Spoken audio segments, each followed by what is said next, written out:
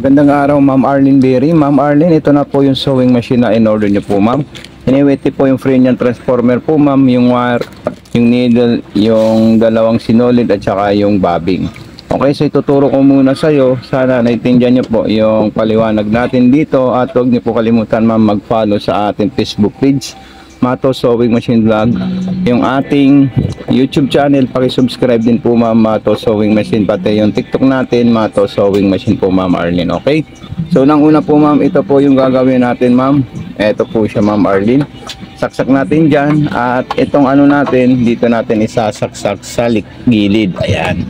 Okay? Tapos yung transformer natin, itong wire ng transformer natin, doon sa regular outlet natin, ma'am. Tulad pa rin yan ng dati po, ma'am Arlene. Ayan. So magkakaroon po siya ng ilaw. Then isusunod naman po natin dyan po, ma'am. Ito po, ma'am, yung extender table niya po, ma'am. Dito lang natin ilalagay, tatanggalin natin yan at isusuksok natin dito. So okay, so hindi ko na po siya ilalagay po, ma'am Arlene. Ang gagawin natin, maglalagay po tayo ng sinulid sa itaas, papunta po sa needle po, ma'am. Okay, so tatanggalin natin ito, ma'am. Ayan. Then sumunod po, ma'am, yung sinulid natin, ma'am, at yan ay ilalagay natin dito, ma'am. Ayan. Tapos yung stopper niya, ito po siya, ma'am. Ayan. Then itataas natin yung pressure foot natin palagi po, ma'am Arlene, pag tayo po ay maglalagay ng sinulid sa itaas papunta sa needle. So ganyan lang po siya, ma'am. Ayan. Then itataas natin yan at meron po tayong makikitang hook dito pag ito ay tinaas natin. Ayan. So ganyan lang po siya, ma'am. Then idediretso po natin dito, ma'am. Dito. Ayan. So ganyan lang po siya, ma'am. Ito po, ma'am Arlene. So dito naman po sa ilalim, kailangan natin ito itaas, din i-open natin ito, ma'am. Ayan. Tanggalin natin ito. Ito po siya. Ayan. Tapos ito naman po, ma'am. Ayan. So palagi nyo po tatandaan po, ma'am Arlene, pag nagbubuhol, kailangan nyo po ipasok dito sa maliit na may silver dito. Okay? Kasi pag hindi po naipasok dyan at saka naisagad, may tendency na siya po ay magbubuhol or pangit po yung tahi natin sa ilalim. So dito naman po sa ilalim, ayan po yung bobbing natin. Meron po tayong indicator dito na susundan natin. Isasabit natin dito, liliko natin papunta sa kaliwa. Then ikutin natin ito para makain niya po yung sinulid na nanggaling sa bobbing. Ayan. So ganyan lang po siya, ma'am Arlene. Ayan. Tapos ipapasok natin sa likod. Isasarado na natin yan, ma'am. Ayan. Tapos kukuha po tayo ng tela para ma-testing natin yung mga iba't ibang klaseng design ng ating sewing machine.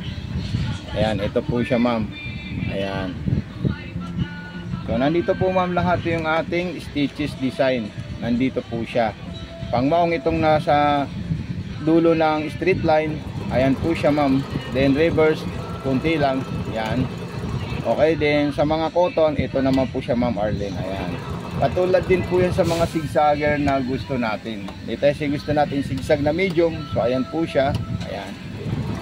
So ayan din, sumunod natin yung zigzag na pangmaong. Ayan po siya. Taas lang natin yung karayom natin. Ayan.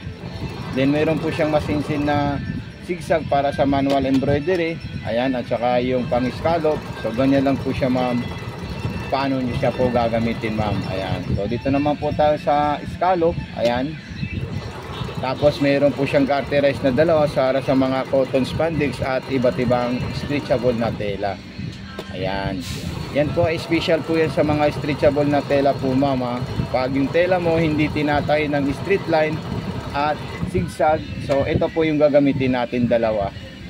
Ito po siya, ma'am. Okay? Para lang po yan sa telang spandex na hindi kinakagat ng ano natin, straight line natin sa buttonhole. Sundan natin ng procedure, yung 1, 2, 3, 4, ayan, para mabuo po natin siya, ma'am. Okay, so ayan, then ilagay naman natin yan, then dito naman po, ayan. So ganyan lang po siya, ma'am, kadaling gamitin, ma'am. So ito na po siya, ma'am Arlene, finish na po siya, ma'am, at makikita nyo na po yung mga indicator ng stitches ng ating sewing machine po, ma'am. Paka-solid at napakaganda. Okay, so maraming salamat kay Ma'am Arlene. Pa-rate and pa-recommend po, ma'am, at pa-share po sa TikTok natin at saka sa Facebook natin kung sakaling ma-receive nyo po ito, Ma'am Arlene. So maraming salamat. God bless po, Ma'am Arlene, and more power po, ma'am.